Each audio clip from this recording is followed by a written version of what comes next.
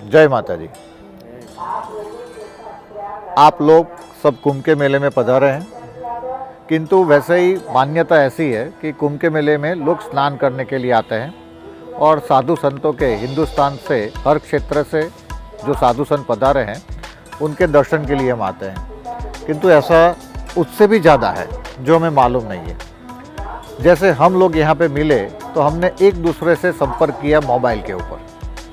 आज से 30 साल पहले मोबाइल नहीं था तो हम संपर्क करते थे एक पोस्ट कार्ड के ऊपर, जो शायद 15 पैसे का था, उसके बाद 25 पैसे का हुआ।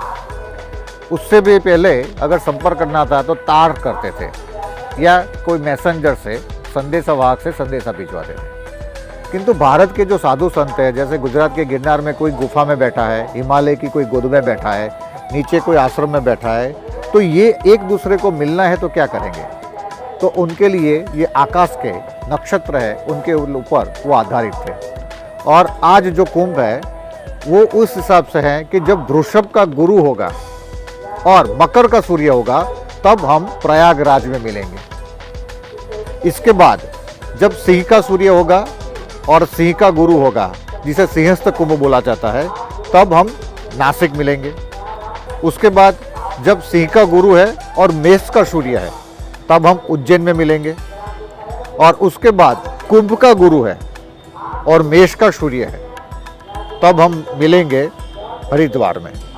बस वैसे ही जीवन के अंदर हर प्रकार से एक दूसरे को मिलने के लिए ये व्यवस्था थी। ये मात्र स्नान करने की व्यवस्था नहीं थी। हमारे हिंदुस्तान में 4 मठ है, जिसमें एक मठ है द्वारका में, ऊपर है बद्रीनाथ में, सामने है भुवनेश्वरम में और नीचे रामेश्वरम में।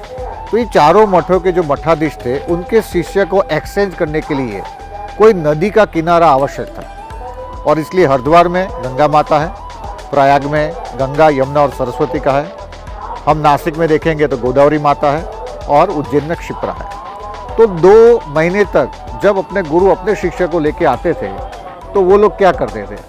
तो वो लोग यहाँ पे जैसे सामूहिक कवायद होती है कि इंडियन आर्मी और कोई अन्य देश की आर्मी सामूहिक कवायद करती है, तो ये सामूहिक कवायद के लिए, सामूहिक शिष्य को विचारों की आप ले के लिए ये जगह थी, नहीं कि मात्र और मात्र एक दिखावे के लिए, शक्ति प्रदर्शन के लिए। किंतु यहाँ शिष्य 2 महीने तक रहते थे।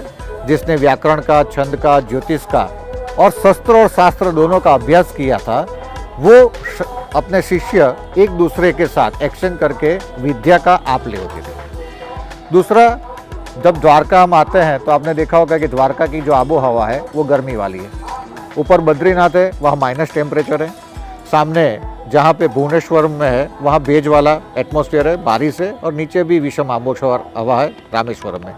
ये चारों आबो हवा में जब शिष्य तैयार होता है तब फिर उसको कोई वस्त्र पहनने की जरूरत, आवश्यकता नहीं रहती है, और वो हिंदुस्तान की रक्षा के कारण एक सैनिक की तरह तैयार हो जाता है। और 12-12 साल सब जगह पे रहने के बाद उसको उपाधि प्राप्त होती है महामंडलेश्वर की। आज हम देख रहे हैं कि पैसे लेके महामंडलेश्वर हो रहे हैं, ये बिल्कुल बात गलत है। तो कुंभ का मेला का जो मतलब होता है, ये अमृत तो है, किंतु अमृत क्यों है? कि हिंदुस्तान को बचाने के लिए, भारतीय संस्कृति को रक्षा के लिए ये अमृत की बूंद हमें पिलाने वाले हैं। तो हमारी जो कल्पना है वो यही हो सकती है कि समुद्र मंथन हुआ तब अमृत निकला, उसमें से 4 बूंद हरिद्वार में गिरी, यहाँ गिरी।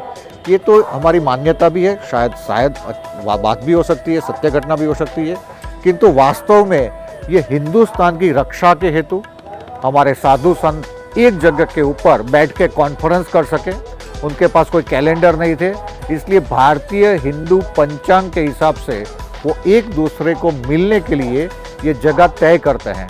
तो हम आज संकल्प करते हैं, हम अब कहाँ मिलेंगे? तो हम नासिक के कुंभ में मिलेंगे।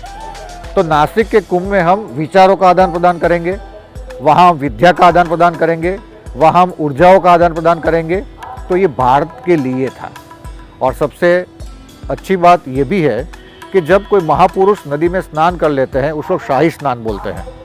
तो वो स्नान करने के बाद उनके शरीर की जो ऊर्जा होती है, पराग रज होती है, शरीर की रज होती है, वो नदी में एक जामर की तरह चली जाती है और नदी की अणु में, ऊर्जा में शुद्ध करती है। जैसे हम कुंभ की पूजा करते हैं यज्ञ के अंदर, तब पूजा करने के पश्चात वो कुंभ का जल अन्य पात्र में भी डालते हैं कि उसके के अंदर भी यही ऊर्जा रहे।